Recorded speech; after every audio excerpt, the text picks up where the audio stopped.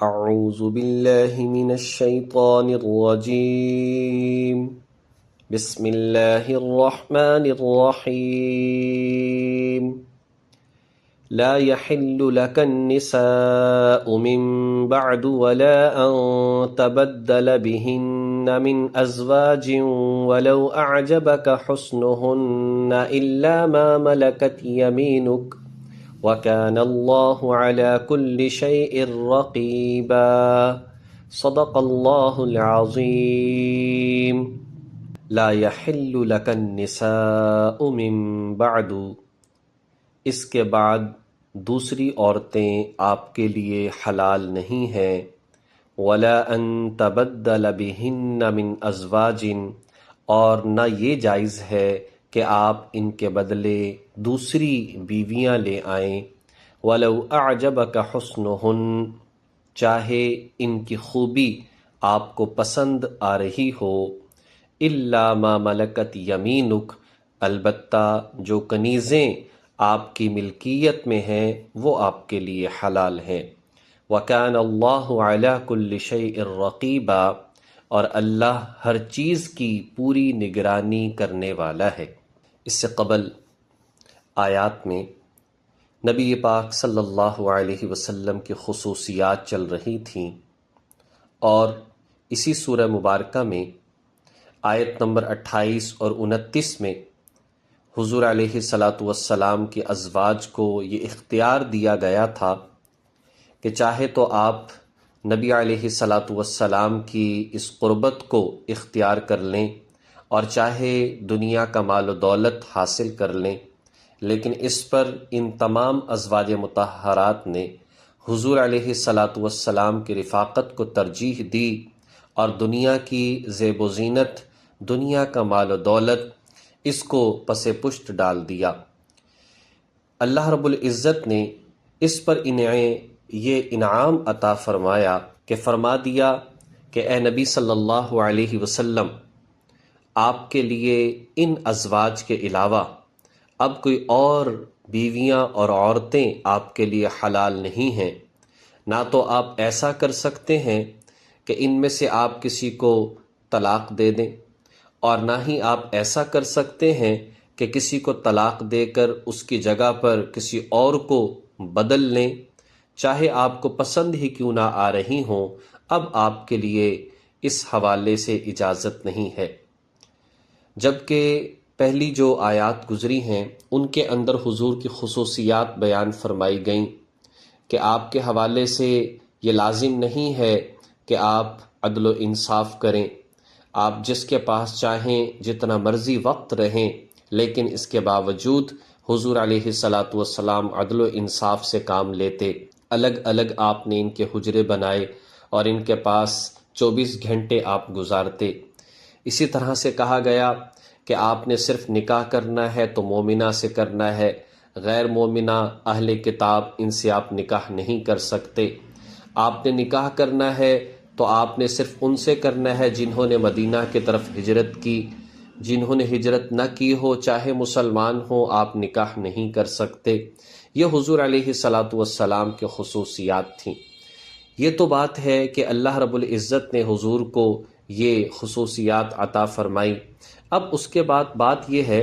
یہ جو تعدد ازواج کا مسئلہ ہے کہ حضور نے جو زیادہ شادیاں کی ہیں، اس پر غیر مسلموں نے، مستشرقین نے بڑے اعتراضات اٹھائے، اور انہوں نے حضور علیہ والسلام کی زندگی کے مختلف پہلوؤں کے حوالے سے اعتراضات اٹھانے کی کوشش کی، اور یہ سمجھا کہ یہ ہمارے اعتراضات بڑے مضبوط ہیں۔ انہی میں سے ایک یہ ہے کہ آپ نعوذ باللہ شہوت پرست تھے، آپ نے اتنی ساری شادیاں کی ہیں، یہی کام رہ گیا تھا، اس طرح سے بہت ساری باتیں کی۔ تو اس حوالے سے یہ بات سمجھ لینی چاہیے کہ سب سے پہلے تو حضور علیہ والسلام کی بہت ساری خصوصیات ہیں، انہی میں سے یہ خصوصیت بھی ہے۔ آپ اللہ رب العزت کے نبی ہیں، بہت سارے معجزات، سب سے بڑھ کر قرآن پاک آج بھی موجود ہے، اور اس کا چیلنج موجود ہے کہ اگر تم اس کا انکار کرتے ہو اور کہتے ہو کہ یہ اللہ کا کلام نہیں، حضور پر اترا نہیں، حضور اللہ کے نبی نہیں، تو پھر اس جیسا کلام تم لا کر دکھا دو۔ لیکن دنیا عاجز ہے، یہ حضور علیہ الصلاۃ والسلام کا ایسا معجزہ ہے، یہی کافی ہے اس بات کو ثابت کرنے کے لیے آپ اللہ کے نبی ہیں۔ جب آپ اللہ کے نبی ہیں تو آپ نے جو کچھ کیا وہ سب اللہ کی مرضی کے مطابق کیا، اس پر اعتراض بنتا نہیں۔ باقی چونکہ آپ کے خصوصیات بھی ہیں، جیسے حضور علیہ الصلاۃ والسلام آپ جو ہے اگر سو جائیں اور اٹھیں اور نماز پڑھ لیں تو وضو کرنے کی ضرورت نہیں، آپ کا وضو سونے سے ٹوٹتا نہیں۔ اسی طریقے سے نبی علیہ الصلاۃ والسلام دنیا سے رخصت ہوئے، آپ کا جنازہ 4 تکبیرات کے ساتھ نہیں پڑھایا گیا۔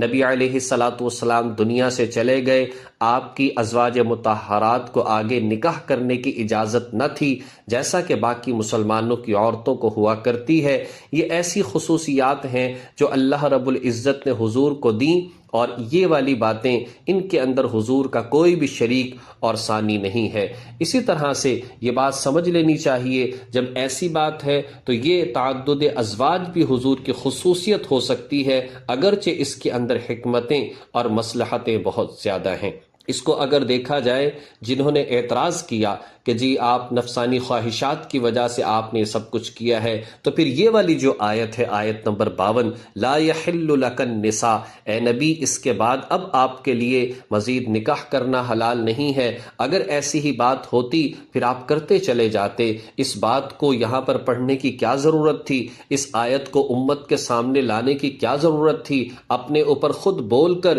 یہ پابندیاں لگانے کی کیا ضرورت تھی؟ کبھی بھی حضور یہ بات ارشاد نہ فرماتے کہ میرے اوپر یہ آیات نازل ہوئی ہیں۔ اسی طریقے سے حضور علیہ الصلاۃ والسلام نے سب سے پہلا جو نکاح کیا تو آپ کی اپنی عمر مبارک صرف 25 برس ہے، اور جس سے نکاح کیا وہ کنواری بھی نہیں اور آپ سے دگنی عمر کی ہیں، 45 سال ان کی عمر ہے، خود وہ بیوہ ہیں، ان سے حضور علیہ الصلاۃ والسلام نے نکاح فرمایا۔ اگر ایسی بات ہوتی، آپ کو تو لوگ کہا کرتے تھے آپ اشارہ تو کریں، مکہ کا سارا حسن لا کر آپ کے سامنے رکھ دیں، لیکن آپ نے قبول نہ کیا، بلکہ ان حضرت خدیجہ رضی اللہ تعالی عنہا سے نکاح کیا، اور یہ پہلا نکاح تھا۔ اس کے باوجود آپ کئی دنوں کے لیے، 10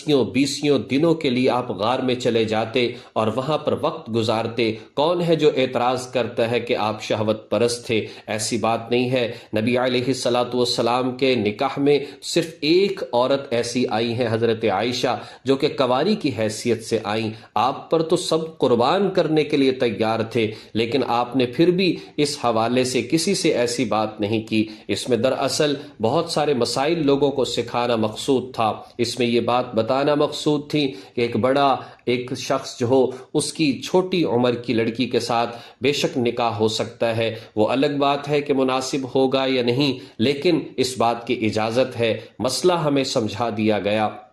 حضور علیہ الصلاۃ والسلام کی اپنی عمر مبارک 48 سال ہو چکی ہے، اور نبی علیہ الصلاۃ والسلام جو ہیں، اگر اس بات کو دیکھا جائے تعدد ازواج، کہ آپ 54 سال کی عمر حضور علیہ الصلاۃ والسلام کی ہو گئی، اور اس وقت تک آپ کے صرف 2 ازواج تھیں، صرف 2 ازواج تھیں اس وقت۔ پھر اس کے بعد جو ہے 58 سال کی عمر میں صرف 4 نکاح میں ہیں، اور اس کے بعد باقی آپ نے چند سالوں میں باقی سارے کے سارے نکاح کیے ہیں، جس میں کیا ہے، حضرت عائشہ صدیقہ رضی اللہ تعالی عنہا بہت چھوٹی عمر میں آئیں، لوگوں کو دین سکھایا، اور حضور علیہ الصلاۃ والسلام کے بعد 48 سال تک وہ زندہ رہی ہیں اور دین کا درس دیتی رہی ہیں۔ مینا کے میدان میں جب ہر سال حج کے لیے جاتی، وہاں پر خیمہ لگایا جاتا، وہ گویا کہ ایک دارالعلوم بن جاتا، عورتیں آتی، لوگ آتے، وہاں پر دین سیکھا کرتے تھے۔ ان ازواج مطہرات کے ذریعے سے عورتوں کو حیض، نفاس، اسی طریقے سے دیگر اولاد کی پرورش،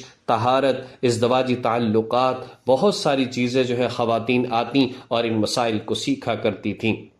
حضرت ام سلمہ رضی اللہ تعالی عنہا، ابو سلمہ کا انتقال ہو گیا، پھر اس کے بعد حضور علیہ الصلاۃ والسلام نے پیغام بھیجا، نکاح ہو گیا۔ نبی علیہ الصلاۃ والسلام کے پاس اپنی اولاد سمیت یہ آئی ہیں۔ ان کے بیٹے حضرت عمر بن ابی سلمہ رضی اللہ تعالی عنہ کہتے ہیں کہ میں حضور کی گود میں ہوتا، میں نبی علیہ الصلاۃ والسلام کے ساتھ بیٹھ کر کھانا کھاتا، آپ کہتے بیٹے بسم اللہ پڑھو، دائیں ہاتھ سے کھاؤ، سامنے سے کھاؤ، گویا کہ سمجھا دیا سوتیلی اولاد کے ساتھ کیسے رہنا چاہیے۔ حضرت جویریہ رضی اللہ تعالی عنہا سے نکاح کیا جہاد کے موقع پر، ایک بڑے بادشاہ کی بیٹی ہیں، جب جہاد کے موقع پر قید ہو کر آتی ہیں، جن کے حصے میں یہ کنیز بنتی ہیں، وہ کہتے ہیں کہ اتنے پیسے لے آؤ تمہیں میں رہا کر دوں گا۔ یہ حضور کے پاس آتی ہیں کہ جی میرا اس طریقے سے حصہ مقرر کیا گیا ہے کہ میں اتنے پیسے دے دوں تو مجھے چھوڑ دیا جائے گا۔ حضور نے فرمایا اگر مناسب سمجھو یہ قیمت میں ادا کر دیتا ہوں،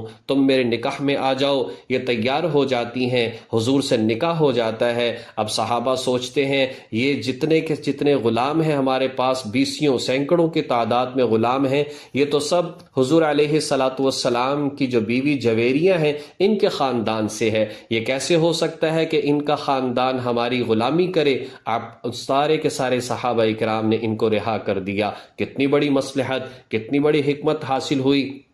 اور لوگ مسلمان ہو گئے۔ نبی علیہ الصلاۃ والسلام کے ازواج میں سے اگر دیکھا جائے، اور حضور فرمایا کرتے تھے کہ کسی عورت نے کبھی اپنے اتنے قبیلے کو فائدہ نہیں پہنچایا جتنا حضرت جویریہ نے اپنی قوم کو فائدہ پہنچایا۔ یہ سب سے بڑھ کر بابرکت ان کے لیے ثابت ہوئی ہیں۔ حضرت ام حبیبہ رضی اللہ تعالی عنہا کفار اور مشرکین کے سرخیل تھے ابو سفیان، لیکن حضور علیہ الصلاۃ والسلام سے ان کی بیٹی کا نکاح ہو گیا، نرم پڑ گئے اور بہت سارے سیاسی فائدے حاصل ہوئے اور آخرکار یہ مسلمان ہو گئے۔ حضرت زینب بنت جحش رضی اللہ تعالی عنہا حضور علیہ الصلاۃ والسلام کی پھپھو زاد بہن ہیں، ایک اپنے غلام کے ساتھ نکاح کیا جن کو بیٹا بنا رکھا تھا۔ لوگوں کے ہاں یہ مشہور تھا کہ جی جو منہ بولا بیٹا ہوتا ہے وہ سگے بیٹے کی طرح ہوا کرتا ہے، اس کی بیوی بھی بہو کہلاتی ہے، نکاح نہیں ہو سکتا۔ حضور علیہ الصلاۃ والسلام نے اس رسم کو ختم کرنے کے لیے اللہ کی ذات نے حکم دیا اور فرمایا کہ زوجنا کہا، اس زینب کا نکاح اے نبی ہم نے آپ کے ساتھ کر دیا ہے۔ تو بہرحال بات اصل میں یہ ہے کہ بے شمار حکمتیں ہیں، ہمیں اس بات کو سمجھنا چاہیے اور اعتراضات نہیں کرنے چاہیے۔ نبی علیہ الصلاۃ والسلام کی ساری زندگی اللہ تعالیٰ کے احکامات کے مطابق ہے۔ اللہ رب العزت ہمیں اپنے نبی کی زندگی کو پڑھنے کی توفیق عطا فرمائے۔ وآخر دعوانا ان الحمد للہ رب العالمین۔